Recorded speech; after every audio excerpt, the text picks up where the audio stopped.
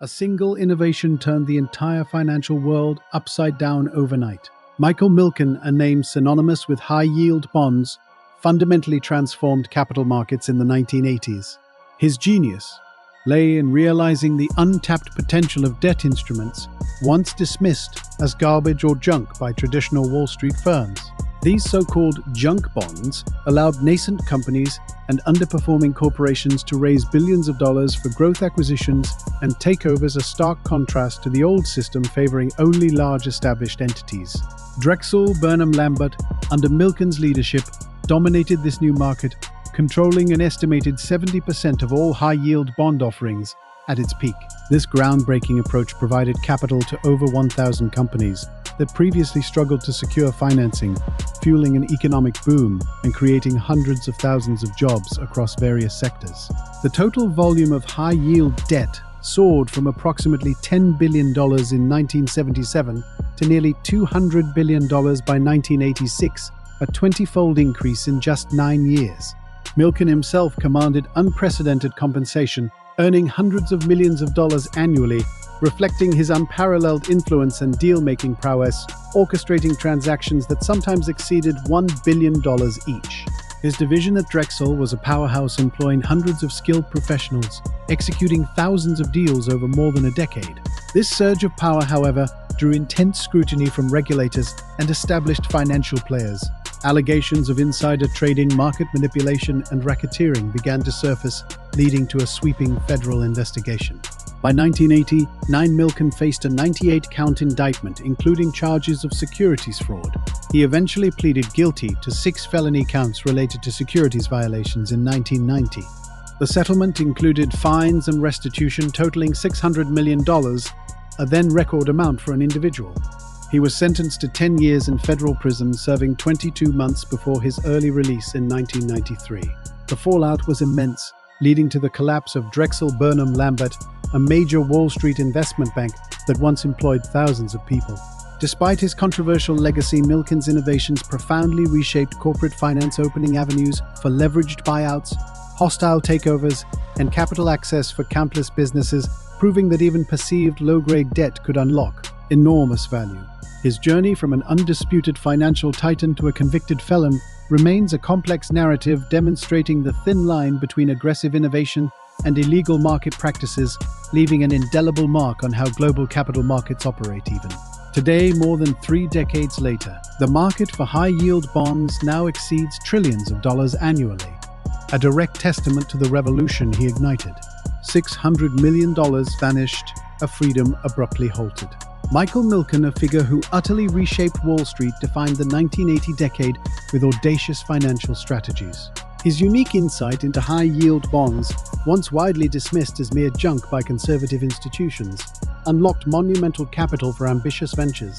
This groundbreaking approach allowed over 1,000 small or growing businesses, previously ignored by traditional lenders, to secure vital funding, fueling unprecedented expansion, acquisitions, and daring takeovers. Drexel Burnham Lambert, under Milken's aggressive leadership, commanded a staggering 70% of all high-yield bond offerings at its absolute zenith. This unprecedented capital access for new companies sparked an economic surge, generating hundreds of thousands of new employment opportunities across diverse sectors. The total volume of high-yield debt in the United States market escalated dramatically, from just $10 billion in 1977 to a colossal $200 billion by 1986, representing a 20-fold expansion across 9 short years. Milken himself, a master of deal-making, garnered hundreds of millions of US dollars each year, his unparalleled influence enabling single transactions sometimes surpassing $1 billion in scope. His immensely powerful division at Drexel employed hundreds of adept financial professionals, executing thousands of complex transactions spanning over 10 years. However, this accumulation of immense power eventually drew intense scrutiny from vigilant regulators and established financial players. Allegations of insider trading, market manipulation, and widespread racketeering began to surface rapidly, prompting a sweeping federal investigation. By 1989, Milken faced a 98-count federal indictment, including numerous charges of securities fraud. He ultimately pleaded guilty to 6 significant felony charges related to securities violations in 1990. The comprehensive settlement included staggering fines and restitution amounting to $600 million, a then unprecedented record sum for an individual. He received a harsh 10-year prison sentence, serving just 22 months before his early release in 1993 due to good behavior. The repercussions were undeniably severe, leading directly to the catastrophic collapse of Drexel Burnham Lambert, a once formidable major Wall Street investment bank that had thousands of dedicated employees. Despite his controversial past, Milken's revolutionary innovations profoundly reshaped corporate finance, opening entirely new avenues for aggressive leveraged buyouts, hostile takeovers, and capital access for countless businesses, proving that even perceived low-grade debt could unlock immense value.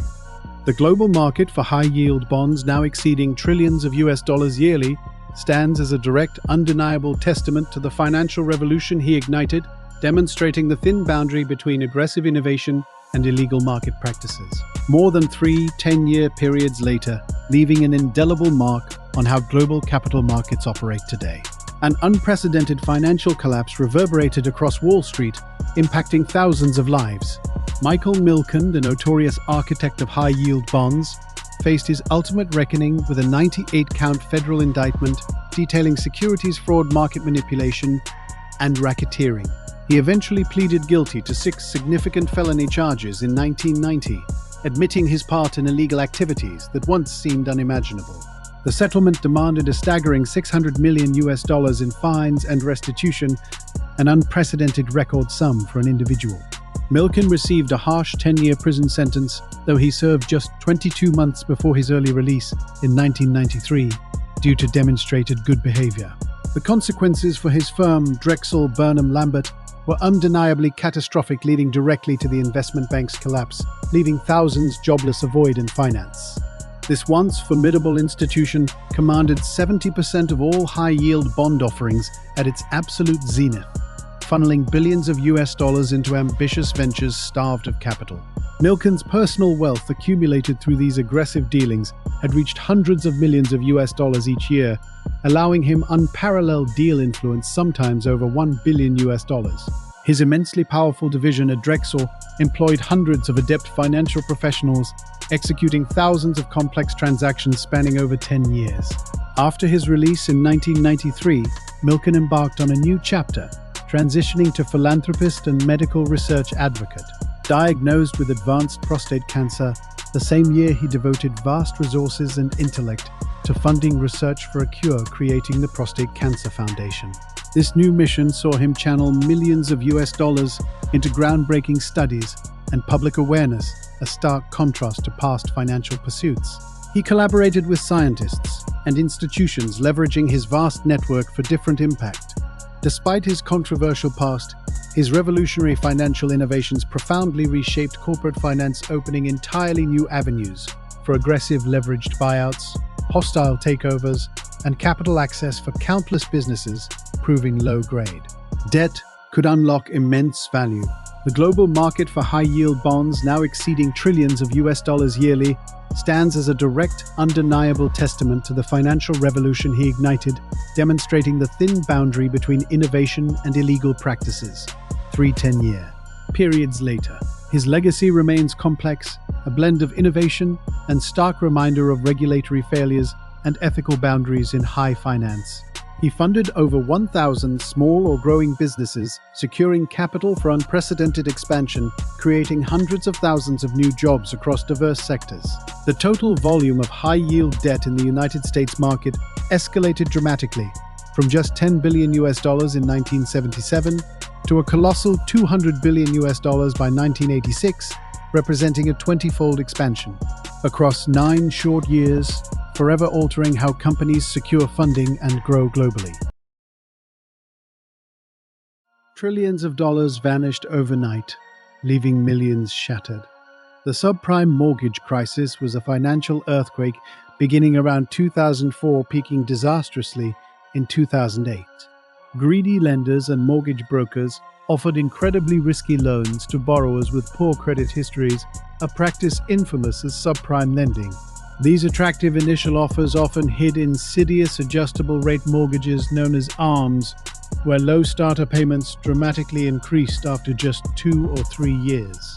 This mechanism trapped countless homeowners in unaffordable debt. Housing prices soared by 20%, sometimes 30%, even 40% year after year, creating an unsustainable speculative bubble nationwide. Everyone believed real estate values would only climb higher forever. Investment banks then bundled these shaky subprime mortgages into complex instruments called collateralized debt obligations, or CDOs, selling them to unsuspecting investors globally. Ratings agencies shockingly awarded these extremely risky products top-tier credit ratings, giving false security to buyers. Homeowners faced massive payment resets and could not afford their new, much higher monthly mortgage payments, leading to widespread defaults. Foreclosures surged dramatically, with perhaps 3 million homes seized between 2007 and 2009 alone, a truly staggering number. The entire housing market collapsed, home values plummeting by 30%, often 40%, even 50% in specific regions. Banks holding these increasingly worthless toxic assets faced colossal losses. One major player, Lehman Brothers, filed for bankruptcy on September 15, 2008, triggering global panic. Other prominent financial institutions like AIG received massive government bailouts totaling hundreds of billions of dollars, exceeding $700 billion by some estimates. The crisis immediately triggered a deep global recession, leading to widespread job losses estimated at over 8 million jobs in the United States alone. Unemployment rates quickly climbed to 10% by late 2009. Hundreds of thousands of small businesses closed their doors, forever impacting millions of lives. Consumer spending plummeted by billions of dollars monthly. The Federal Reserve aggressively slashed interest rates to near zero in a desperate attempt to stimulate the devastated economy. Regulators later implemented sweeping new rules like the Dodd-Frank Wall Street Reform and Consumer Protection Act, aiming to prevent a repeat of these systemic failures. This entire era exposed fundamental flaws within the global financial system, a system driven by excessive risk-taking, a relentless pursuit of short-term profits, and a profound lack of oversight. The painful aftermath saw a slow, arduous recovery, taking many years, perhaps 5 to 7 years, for some economic sectors to return to pre-crisis levels. Overall, economic wealth was estimated to have been erased by more than $6 trillion, impacting retirement savings and family futures for generations to come. It was a stark, unforgettable lesson in the devastating consequences of unchecked financial recklessness and profound human greed. Entire retirement savings for millions of families vanished in an instant. The subprime mortgage crisis, a financial earthquake beginning around 2004 and peaking disastrously in 2008, saw greedy lenders and mortgage brokers lure unsuspecting borrowers. They offered incredibly risky loans even to those with poor credit histories, a practice infamous as subprime lending. These initial offers often hid insidious adjustable-rate mortgages known as ARMs. These ARMs had low starter payments which dramatically increased after just 2 or 3 years, trapping countless homeowners in unaffordable debt. Housing prices soared by 20%, sometimes 30%, even 40% year after year, creating an unsustainable speculative bubble nationwide. Everyone believed real estate values would only climb higher forever. Investment banks then bundled these shaky subprime mortgages into complex instruments called collateralized debt obligations, or CDOs, selling them to unsuspecting investors globally. Ratings agencies shockingly awarded these extremely risky products top-tier credit ratings, giving false security to buyers. Homeowners faced massive payment resets and could not afford their new, much higher monthly mortgage payments, leading to widespread defaults. Foreclosures surged dramatically, with perhaps 3 million homes seized between 2007 and 2009 alone, a staggering number. The entire housing market collapsed, with home values plummeting by 30%, often 40%, even 50% in specific regions. Banks holding these increasingly worthless toxic assets faced colossal losses. One major player, Lehman Brothers, filed for bankruptcy on September 15, 2008, triggering global panic.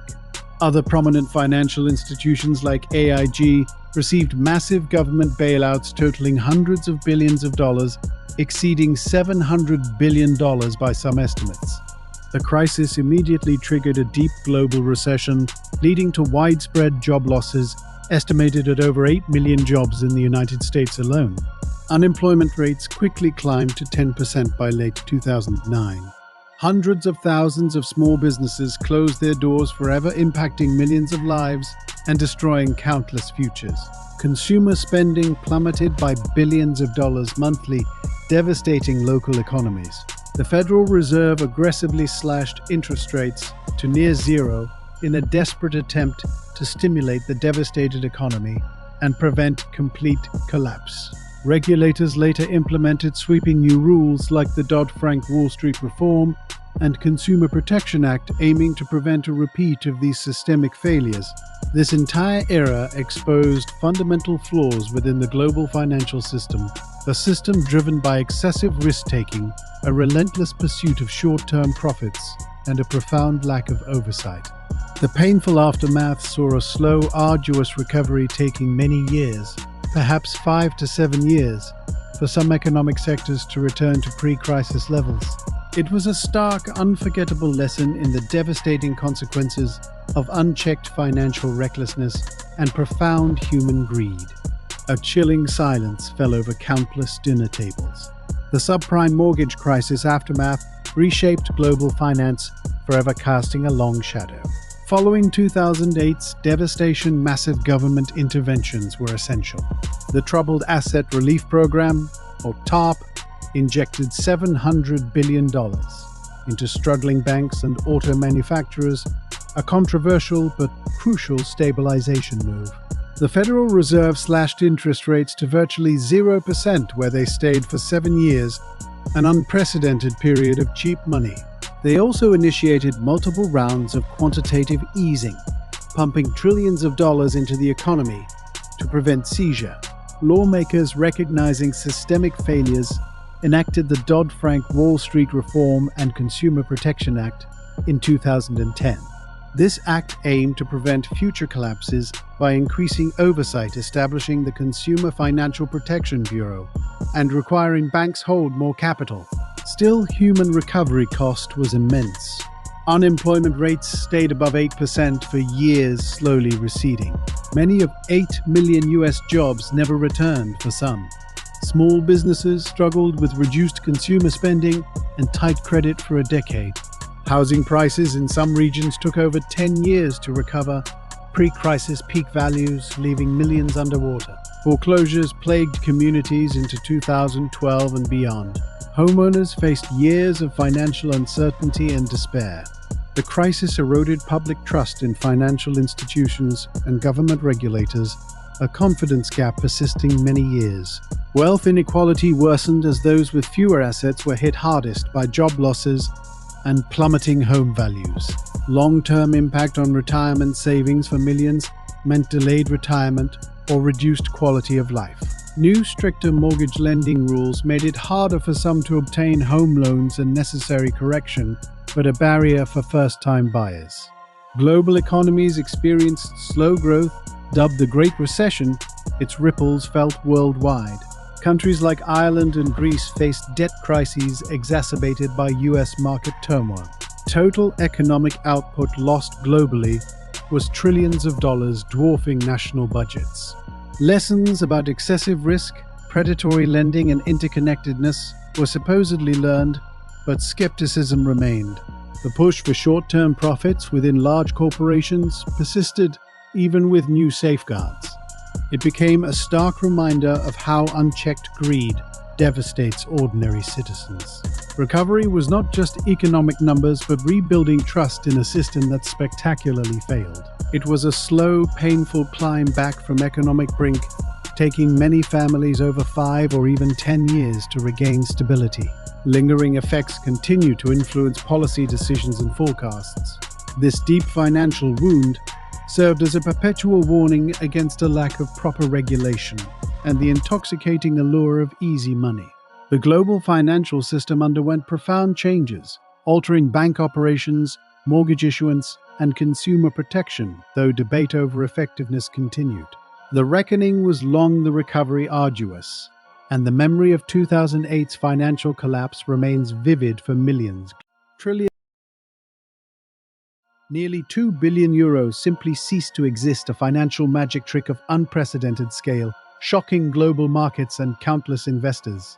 This was the unsettling reality faced by Wirecard AG, a prominent German financial technology corporation founded in 1999, with grand ambitions to transform digital payments across dozens of global territories. For over 2 decades, this enterprise boasted extraordinary growth, claiming an active base of more than 300,000 business customers and operating effectively in 75 diverse countries, processing transactions collectively worth hundreds of billions of euros annually. Its impressive market capitalization soared to a staggering high of 24.5 billion euros by 2018, propelling it into the esteemed DAX 30 index, a coveted position alongside Germany's most established blue-chip corporations. The company projected an image of relentless innovation, employing 5,800 dedicated individuals worldwide, with strategically located offices spread across 5 continents, spanning from bustling financial hubs in Asia to dynamic markets in North America. However, persistent whispers of serious financial malfeasance began surfacing as early as 2015, when tenacious journalists at the Financial Times courageously exposed questionable accounting practices within its sprawling Asian operations, particularly involving complex relationships with third-party acquiring partners. These initial damning reports were met with fierce and unwavering denial by Wirecard's top management, especially by its elusive Chief Operating Officer, Jan Marsalek, and its long-serving steadfast Chief Executive, Markus Braun, who categorically dismissed them as mere baseless attacks orchestrated by hostile short sellers. Yet the elaborately constructed facade began to visibly crack and crumble more dramatically in 2019, when the highly respected auditing firm Ernst & Young EY formally expressed grave concerns about the fundamental veracity of its consolidated balance sheet, specifically questioning the existence of 1.9 billion euros purportedly held in secure trust accounts in the Philippines. This colossal sum supposedly existed across 2 distinct Asian banks, but repeated diligent attempts by EY to independently verify these elusive funds proved utterly fruitless, meticulously revealing an increasingly elaborate and sophisticated scheme of deliberate deception. By the fateful month of June 2020, the inconvenient truth became undeniably clear. Wirecard was forced into a devastating admission that the colossal 1.9 billion euros in cash balances likely did not exist, a shocking confession that immediately triggered its unavoidable insolvency filing. The subsequent fallout was both swift and utterly catastrophic for thousands of unsuspecting investors, including numerous major institutional funds and individual shareholders who collectively suffered untold billions in devastating losses. Markus Braun, its former CEO, was promptly arrested on multiple counts of serious market manipulation and widespread fraud, while Jan Marsalek, its former COO, vanished without a trace, becoming one of Europe's most wanted and elusive fugitives. The once celebrated company, which had briefly symbolized the pinnacle of German fintech prowess, catastrophically collapsed under the immense weight of its own meticulously constructed lies, leaving behind a vast trail of financial destruction and raising very serious questions about fundamental corporate governance, effective regulatory oversight, and the fundamental trust placed in audited financial statements globally. Its extensive operations impacting millions of individual users and thousands of businesses in more than 50 countries worldwide quickly unraveled a stark and enduring reminder of the inherently fragile nature of trust within the increasingly complex digital age and the immense costs of unchecked ambition. Shell companies and phantom transactions hid Germany's greatest financial deception ever witnessed. Wirecard AG, once a lauded fintech giant, built its reputation on an elaborate web of deceit that began to unravel long before its spectacular fall. Early warnings surfaced as far back as 2015, when tenacious journalists at the Financial Times exposed questionable accounting practices within Wirecard's sprawling Asian operations. These reports detailed a complex network of third-party acquiring partners, allegations of round-tripping money, and artificially inflated revenues. Despite mounting evidence, Wirecard's leadership, including its elusive Chief Operating Officer Jan Marsalek and long-serving Chief Executive Marcus Braun, vehemently denied wrongdoing, dismissing serious accusations as fabrications orchestrated by hostile short sellers aiming to depress the company's stock value. Whispers of malfeasance, however, grew louder and more insistent, leading to an intensifying scrutiny from financial markets and growing skepticism among investors. By 2019, the meticulously constructed facade dramatically fractured when the respected auditing firm Ernst & Young, known as EY, formally voiced its gravest concerns. Their extensive audit specifically questioned the existence of an astonishing €1.9 billion purportedly held in secure trust accounts in the distant Philippines, a sum representing a significant portion of the company's reported cash balances. EY's dedicated teams undertook diligent attempts to independently verify these elusive funds across two distinct Asian banks. These persistent efforts, however, proved utterly fruitless, a frustrating experience that slowly but surely revealed an increasingly elaborate and sophisticated scheme of deliberate deception. No actual funds were ever genuinely located or confirmed, despite repeated demands for concrete proof.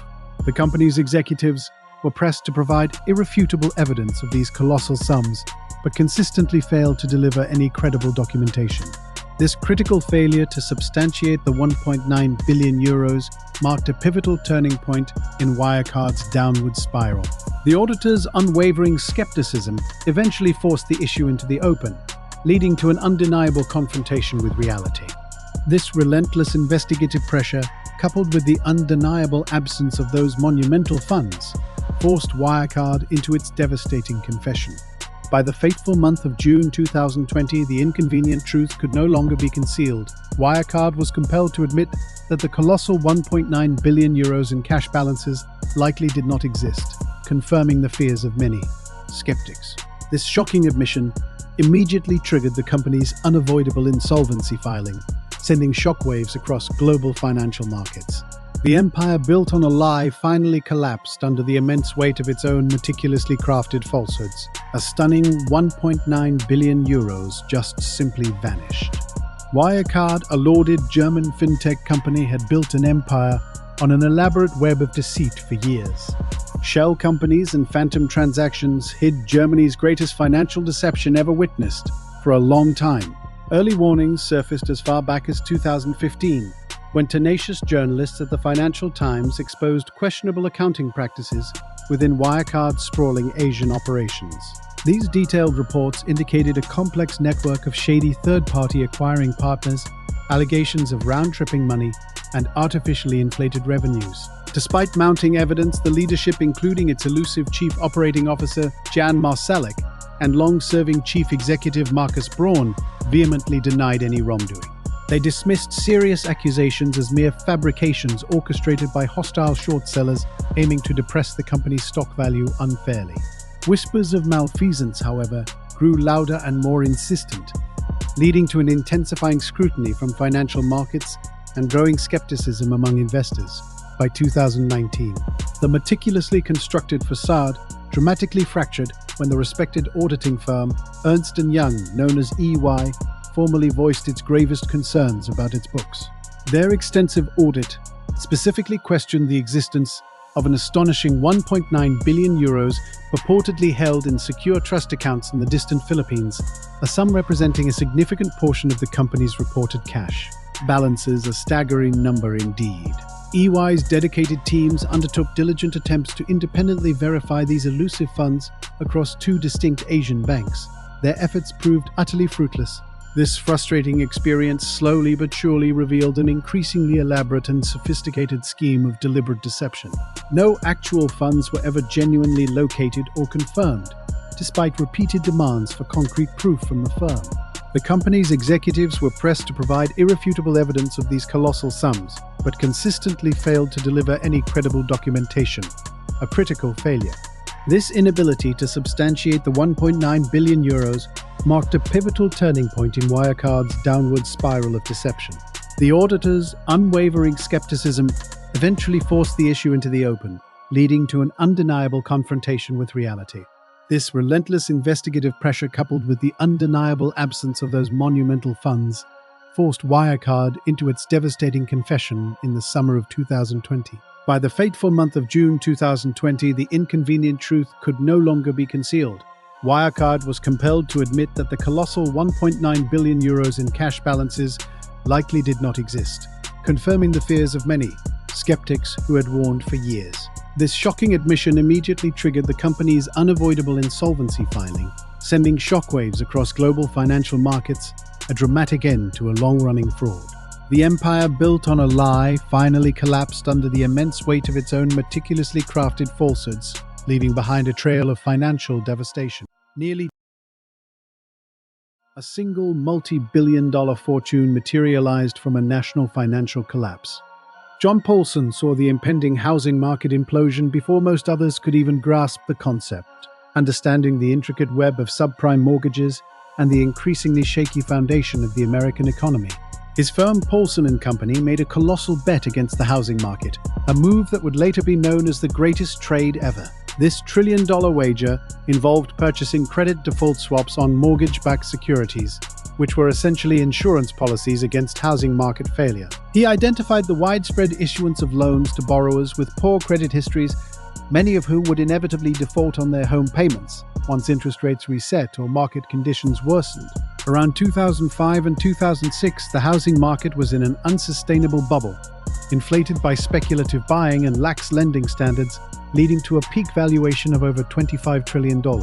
Paulson predicted the unprecedented wave of foreclosures and delinquencies that would follow, impacting millions of American families.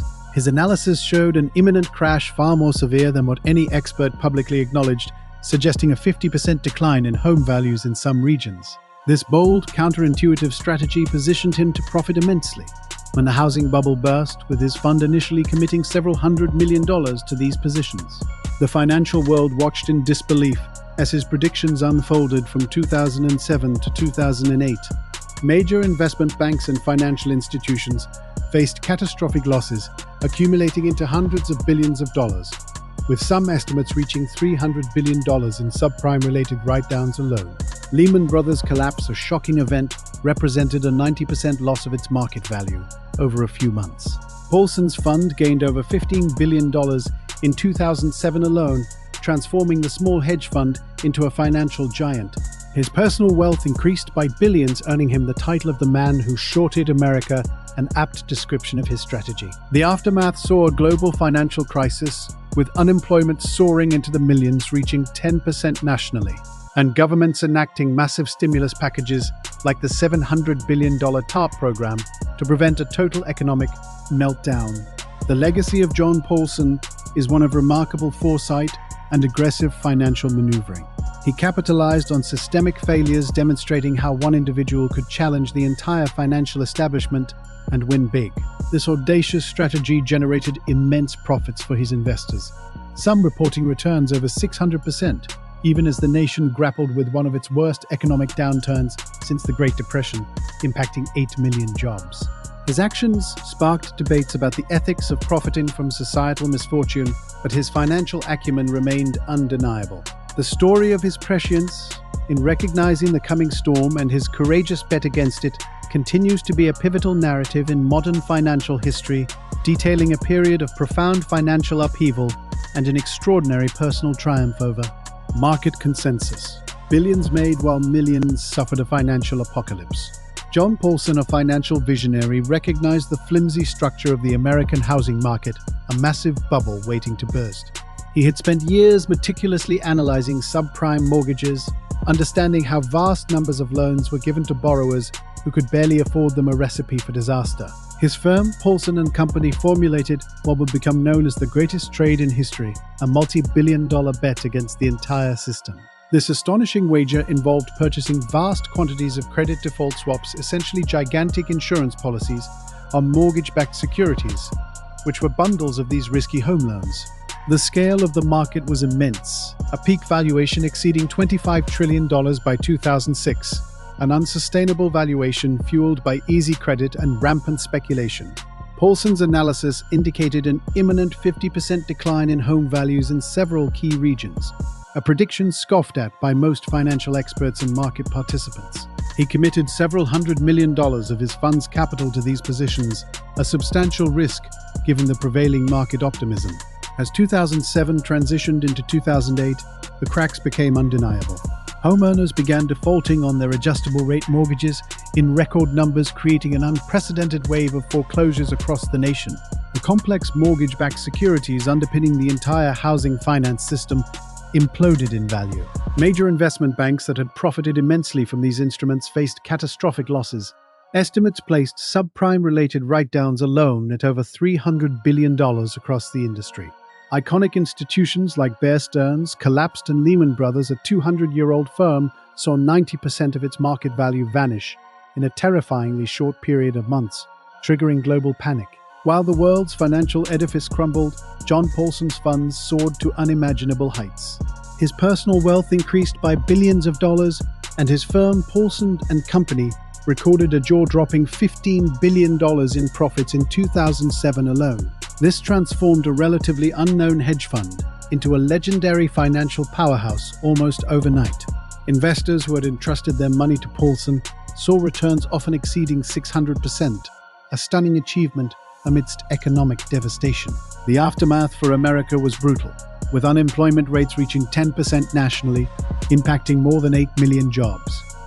The government implemented emergency measures, including the $700 billion TARP program, to stabilize the banking system and prevent a total meltdown. Paulson's legacy is a polarizing one, celebrated for his extraordinary foresight, but also critiqued for profiting so massively from the misfortune of millions of ordinary citizens. His story remains a stark reminder of systemic vulnerabilities and the profound impact one determined individual can have on global markets. His bold decision-making challenged traditional thinking and etched his name as a pivotal figure in modern financial history. America's economy was in ruins, yet one man's fortunes reached astounding new heights. John Paulson, after making an unprecedented $15 billion in profit in 2007, continued to navigate the treacherous post-crash landscape with remarkable acumen. His firm, Paulson & Company, which had managed just a few $billion before the crisis, now commanded assets under management exceeding $36 billion. By 2011, a staggering 25-fold increase in less than 4 years. This meteoric rise propelled him into the ranks of financial titans, solidifying his reputation as a visionary investor who could foresee systemic failures. His personal wealth swelled past $12 billion, making him one of the richest people in the United States, a testament to his bold one-time gamble. The aftermath of the housing market collapse saw a landscape reshaped by deep recession, with unemployment hovering near 10%, affecting over 8 million hard-working Americans. Despite the widespread suffering, Paulson's funds continued to perform strongly, generating hundreds of millions for his investors and himself in subsequent years, through carefully selected long and short positions. He diversified his portfolio, venturing into gold and several major company stocks, anticipating further market shifts. For example, he made a significant investment in gold-related assets, betting on inflation and economic uncertainty. This move proved highly profitable, with gold prices reaching record highs around $1,900 per ounce in 2011, further boosting his fund's impressive returns. He also invested heavily in large-cap pharmaceutical companies and distressed assets, seeing value where others saw only risk. His strategy often involved taking large stakes in companies undergoing restructuring or those undervalued by the broader market. Paulson's legacy, however, remained deeply divisive. Many lauded his genius and courage to bet against the consensus when virtually no one else dared to question the housing market's stability. He was hailed as a prophet by some and as a predatory speculator by others, who argued his immense profits were derived from the misfortune of millions of ordinary homeowners. The government's $700 billion Troubled Asset Relief Program, known as TARP, aimed to stabilize banks, but public outcry against Wall Street bonuses and perceived lack of accountability intensified. Paulson's name frequently appeared in debates about executive compensation and the ethics of profiting from economic collapse. His strategies demonstrated that monumental wealth could be amassed through counterintuitive trades during periods of extreme market volatility. The scale of the economic damage included a loss of over $6 trillion in household wealth nationwide, impacting retirement savings and college funds for countless families. Yet Paulson remained steadfast in his conviction that he simply identified a colossal mispricing in the market and acted rationally upon his analysis. He viewed his actions as a pure investment decision, not a moral judgment.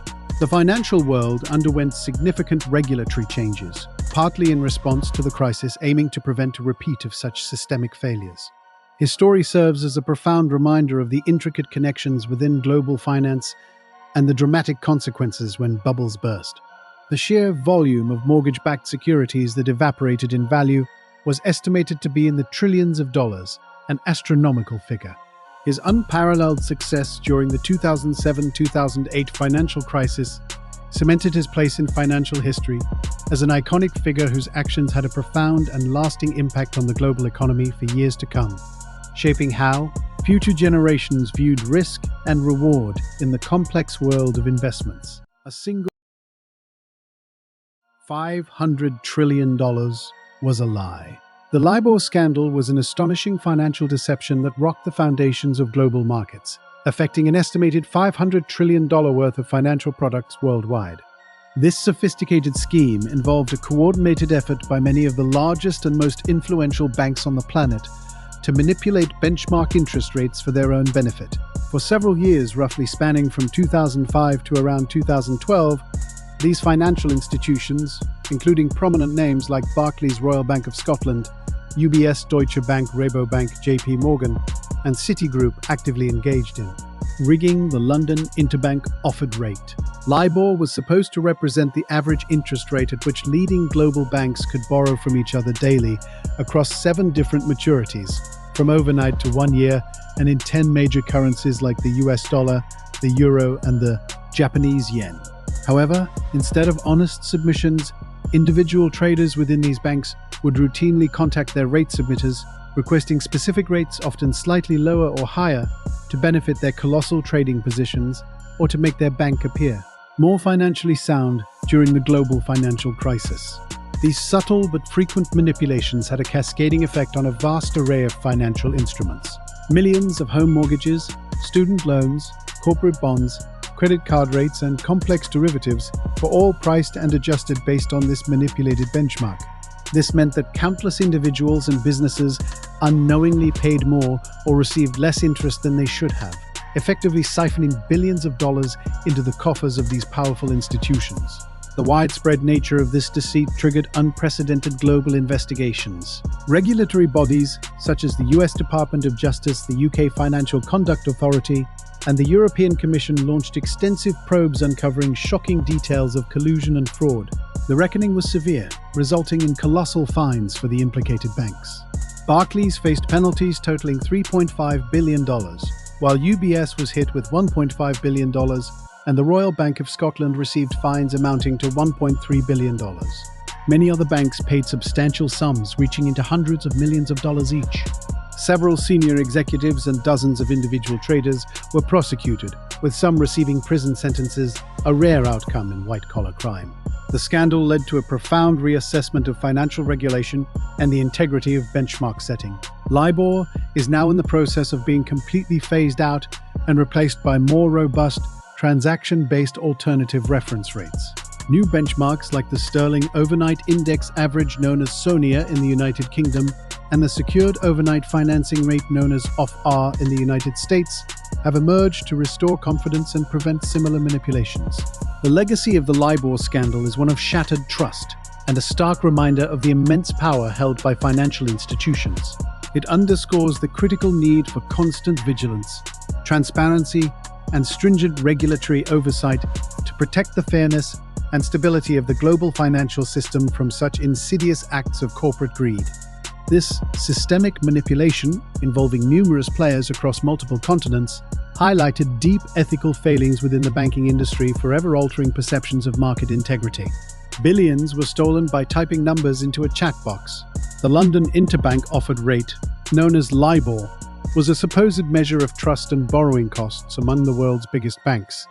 But its very foundation was built on systematic deceit for well over half a decade, from 2005 until 2012. Each morning, a select group of submitters at roughly 24 global financial institutions would enter what they believed their bank would be charged to borrow money from another bank in 10 major currencies across 7 different timeframes, from overnight to 1 year. This was meant to be an honest reflection, a true average across the largest financial players. However, the anatomy of the rig was startlingly simple, yet devastatingly effective.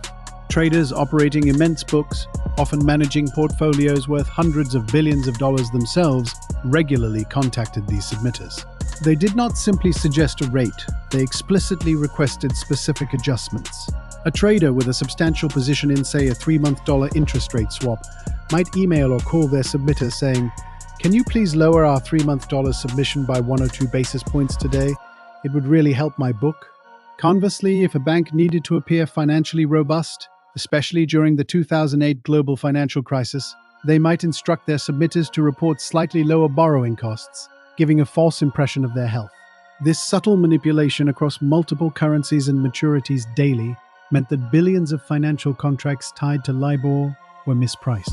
Imagine millions of home mortgages, hundreds of thousands of student loans, countless corporate bonds, and trillions of dollars in complex derivatives, like interest rate swaps, all being adjusted based on these fraudulent inputs. Each tiny shift in the Libor rate, even just 1/100th of a percentage point, could mean hundreds of thousands or even millions of dollars, swinging into the pockets of the manipulating banks and away from unsuspecting individuals or businesses. The scale of this coordinated internal fraud within banks was staggering, affecting a global market estimated at $500 trillion. This involved hundreds of individuals across several continents, all engaged in a daily dance of deception to fatten their bonuses or mask their financial vulnerabilities. The lack of independent verification meant the system was ripe for abuse, turning an essential benchmark into a weapon for corporate greed. It was not a complex hack, but rather a series of simple requests repeated hundreds of thousands of times over 7 years, leading to a monumental transfer of wealth. The world's biggest banks paid billions for rigging global interest rates. The Libor scandal's reckoning finally brought massive penalties and deep reforms after years of pervasive and systematic deceit. Major financial institutions including Barclays, UBS, Royal Bank of Scotland, and Deutsche Bank were hit with colossal fines. One conservative estimate indicates the total penalties surpassed $14 billion across numerous global jurisdictions. Dozens of individual traders and submitters were criminally prosecuted, and some were jailed for their direct role in manipulating these crucial rates for over 7 years, from 2005 until 2012. This unprecedented series of actions clearly demonstrated a strong commitment to personal accountability for corporate malfeasance. The extensive rate-fixing scheme eventually led to Libor's complete dismantling by global financial authorities. Regulators in the United Kingdom and across the entire world swiftly introduced robust alternative benchmarks. New transparent rates such as the Sterling Overnight Index Average, known as SONIA in the UK, and the Secured Overnight Financing Rate, known as OFAR in the United States, emerged as critical replacements. These new benchmarks now rely on actual verifiable transaction data, making them far more robust and significantly less susceptible to virtually any form of manipulation, unlike their predecessor. The transition away from Libor was an absolutely colossal and unprecedented undertaking, affecting financial contracts worth hundreds of trillions of dollars globally. Every single financial institution meticulously updated complex internal systems and intricate legal agreements, a monumental task involving thousands of dedicated experts working tirelessly for well over a decade. Most Libor rates officially ended in early 2022, with some specific United States dollar rates continuing until mid-2023 to allow for an orderly wind-down period. This decade-long process from the initial exposure to full replacement highlighted the benchmark's deep and pervasive embeddedness in every corner of global finance. The entire scandal severely damaged public trust in institutions and prompted a fundamental rethinking of how critical financial benchmarks are governed. It served as a painful but vital lesson in the absolute necessity of robust regulatory oversight and complete transparency across the $500 trillion global market. The era of self-regulation for such vital benchmarks was unequivocally and permanently over. Hundreds of billions vanished in mere hours. Black Monday 1987 was a financial earthquake that struck the global stock markets on October 19, 1987, seeing the Dow Jones Industrial Average plummet by an astonishing 508 points, representing a colossal 22.6% decline in a single trading day, a figure that remains the largest one-day percentage drop in Wall Street history. This unprecedented collapse wiped out approximately $500 billion in market capitalization. The preceding week had seen substantial market volatility, with the Dow dropping over 250 points in the 5 trading days leading up to the crash itself, suggesting a build-up of pressure. A major contributing factor was the then relatively new concept of programmed trading, specifically portfolio insurance strategies, which involved automatic selling of futures contracts as prices fell to protect investor assets. This automated selling created a vicious downward spiral, amplifying the initial declines as more selling triggered further selling in a cascading effect that overwhelmed market liquidity.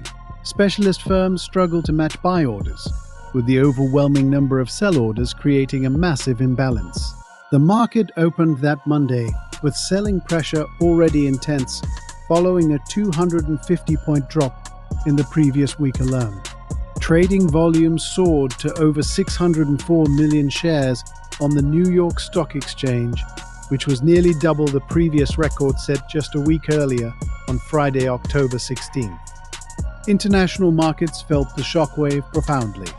The Hang Seng Index in Hong Kong fell 45.5%, the FTSE 100 in London dropped 26.46%, and the Australian All Ordinaries Index tumbled 41.8% in the following days and weeks as the contagion spread across time zones and trading floors.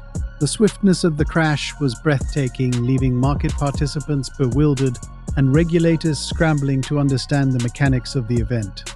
To avert a complete financial system meltdown, the Federal Reserve, under Chairman Alan Greenspan, quickly intervened by issuing a statement affirming its readiness to provide liquidity to support the economic and financial system. Banks were encouraged to lend to struggling brokerage firms, and the immediate panic began to subside.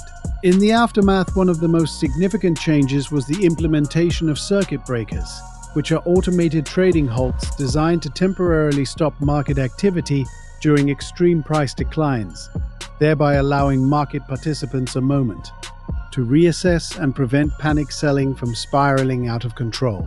These new rules were introduced in 1988 to manage excessive volatility. Prior to this event, there was no mechanism to pause trading in such extreme circumstances. The recovery from Black Monday was surprisingly swift, with the market regaining much of its value in the following months, indicating underlying economic strength and a resilient financial system, even in the face of such a severe shock. Over 3 decades later, the lessons from that chaotic day continue to influence financial regulation and risk management, emphasizing the interconnectedness of global markets and the potential for technological systems to both enhance and destabilize financial stability. The volume of trading that day was nearly double the record set just days prior, highlighting the sheer force of the selling wave that engulfed nearly every stock. The market was essentially frozen by the speed of the decline, creating a desperate search for buyers where none could be found for extended periods. $500 billion evaporated in moments. Black Monday, 1987, was an unprecedented financial earthquake shaking global stock markets. October 19, 1987. The Dow Jones Industrial Average plummeted 508 points, a colossal 22.6% decline in one trading day, a record largest one-day percentage drop. This monumental collapse wiped out $500 billion in market capitalization. The preceding week foreshadowed trouble, with the Dow falling over 250 points, leading to a programmed storm. Programmed trading, particularly portfolio insurance strategies, involved automated selling of futures contracts as asset prices fell to safeguard investor wealth. This algorithmic selling mechanism created a vicious downward spiral, amplifying initial declines as more selling triggered subsequent selling, overwhelming market liquidity. Specialist firms struggled, unable to match buy orders with immense sell orders, creating a massive imbalance, a true global freeze in market activity.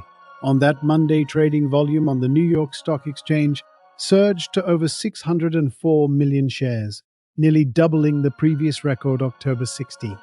The shockwave reverberated internationally. The Hang Seng Index in Hong Kong plummeting 45.5%. The FTSE 100 in London dropping 26.46%, and the Australian All Ordinaries Index tumbling 41.8%, demonstrated global contagion. The crash's rapidity left market participants bewildered and regulators scrambling. To prevent financial system meltdown, the Federal Reserve, under Chairman Alan Greenspan, intervened, affirming readiness to provide liquidity. Banks were urged to lend to struggling brokerage firms, and panic began to recede, creating a temporary global freeze of confidence. In the aftermath, a profound change was the introduction of circuit breakers in 1988, establishing a crucial legacy automated trading halts designed to temporarily pause market activity during extreme price falls. This innovation allowed market participants time to reassess, preventing uncontrolled panic selling. Before this, no mechanism to halt trading existed. The recovery from Black Monday proved rapid, with the market regaining much of its value in months, showing underlying economic resilience. Over 3 decades later, the lessons of that chaotic day continue to shape financial regulation and risk management, emphasizing global market interconnectedness and technology's dual capacity to both enhance and destabilize financial stability. The market essentially froze from the speed of decline, desperate for buyers who did not exist for extended periods, creating a complete global freeze in trading confidence. $500 billion disappeared instantly, a terrifying financial hole. Black Monday, 1987, ripped through global stock markets on October 19, 1987. The Dow Jones Industrial Average plunged 508 points, a colossal 22.6% drop in a single trading day, setting a new record for the largest one-day percentage decline. This monumental collapse wiped out $500 billion in market capitalization. The preceding week offered grim warnings, with the Dow falling more than 250 points, which set the stage for this programmed storm. Program trading, especially portfolio insurance strategies, played a significant role. These strategies involved automated selling of futures contracts as asset prices fell, a supposed safeguard for investor wealth. This algorithmic selling mechanism unfortunately created a brutal downward spiral, amplifying initial declines as more selling triggered subsequent massive selling, overwhelming market liquidity. Specialist firms found themselves unable to match buy orders with the immense deluge of sell orders, creating a vast imbalance, a true global freeze in market activity. On that fateful Monday, trading volume on the New York Stock Exchange surged to over 604 million shares, nearly doubling the previous record from October 16th. The shockwave of this event was not contained. It reverberated internationally with devastating impact. The Hang Seng Index in Hong Kong plummeted 45.5%, the FTSE 100 in London dropped 26.46%, and the Australian All Ordinaries Index tumbled 41.8%, clearly demonstrating global contagion. The sheer rapidity of the crash left market participants bewildered, and regulators were left scrambling for solutions. To avert a complete financial system meltdown, the Federal Reserve, under Chairman Alan Greenspan, intervened decisively, affirming its readiness to provide necessary liquidity. Banks were strongly urged to lend to struggling brokerage firms, and slowly, the widespread panic began to recede, creating a temporary global freeze of confidence among investors. In the immediate aftermath, a profound change emerged with the introduction of circuit breakers in 1988, establishing a crucial and enduring legacy. These were automated trading halts, specifically designed to temporarily pause market activity during periods of extreme price falls. This vital innovation allowed market participants precious time to reassess the situation, preventing uncontrolled panic selling. Before 1988, no such mechanism to halt trading existed at all. The recovery from Black Monday proved surprisingly rapid, with the market regaining much of its lost value within mere months, showcasing underlying economic resilience. Over 3 decades later, the invaluable lessons of that chaotic day continue to profoundly shape financial regulation and modern risk management, emphasizing global market interconnectedness and technology's undeniable dual capacity to both enhance and destabilize overall financial stability. The market essentially froze from the sheer speed of decline, desperate for buyers who simply did not exist for extended periods, creating a complete global freeze in trading confidence and trust.